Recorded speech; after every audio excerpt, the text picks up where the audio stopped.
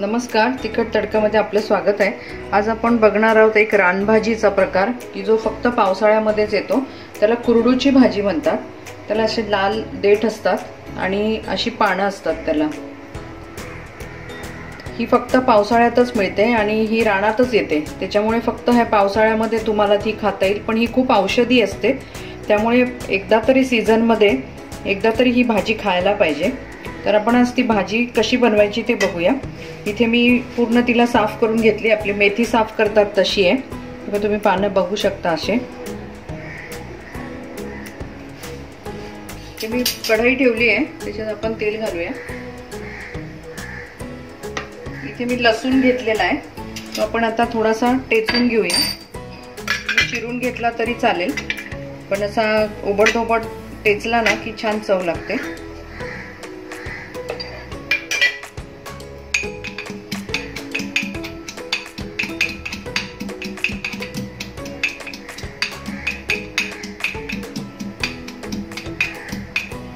त्याच्याच बरोबर मी इथे मिरच्या पण टेचून घेते।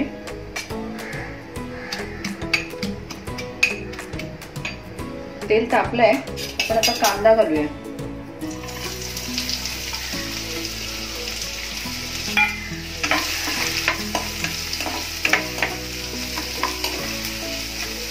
इथे मी चण्याची डाळ भिजवून घेतलेली आहे, 1-1.5 तास भिजवली होती। याच्याऐवजी तुम्ही मुगाची आवडत असेल तर मुगाची घालू शकता, नाही घातली तरी चालते, पण डाळ घातल्याने छान लागते भाजी। नाही घातली तरी काही प्रॉब्लेम नाही, नुसती कांद्यावरती परतली तरी छान लागते ही भाजी।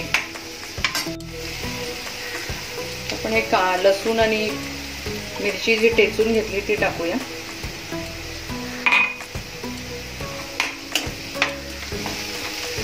ही डाळ ही पण टाकूया।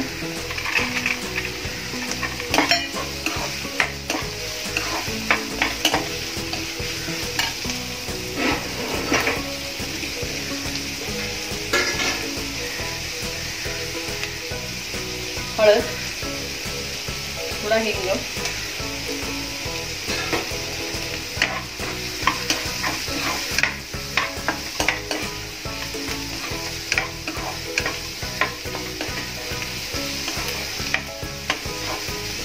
आता ही डाळ थोडीशी जरा शिजू देऊ, आपण झाकण ठेवूया।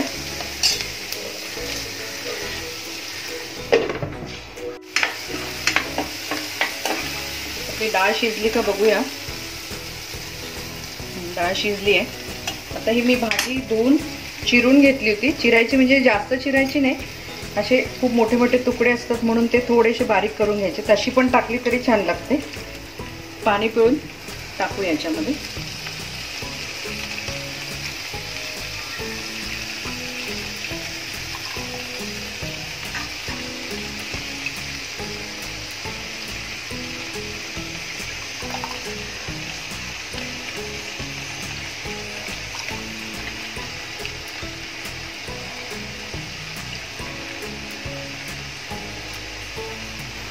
आपण याच्यात भाजी टाकली, आता तिला थोडी शिजू देऊ आणि मग मीठ टाकूया, कारण भाजी शिजल्यावर थोडीशी कमी होणार, नाही तर खारटपणा येईल। मीठ आपण नंतर घालूया। आपण बघूया आपली भाजी झाली का।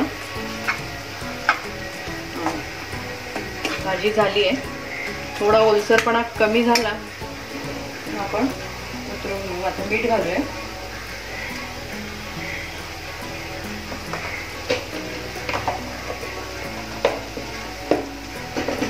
आणि हे ओलं खोबरं आहे ते घालूया।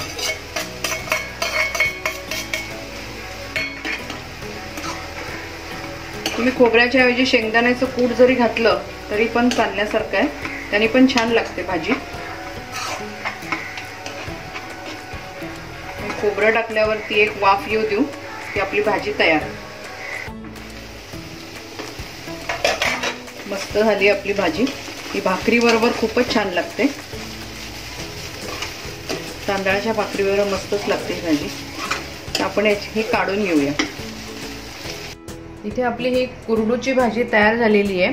पावसाळ्यात येणारी ही रानभाजी आहे, तुम्ही करून बघा, कारण ही खूप औषधी आहे आणि आमच्या ही भाजी आवडली असल्यास लाईक करा, शेअर करा, सबस्क्राईब करा आणि तसेच आमच्या फेसबुक आणि इंस्टाग्रामला पण भेट द्या.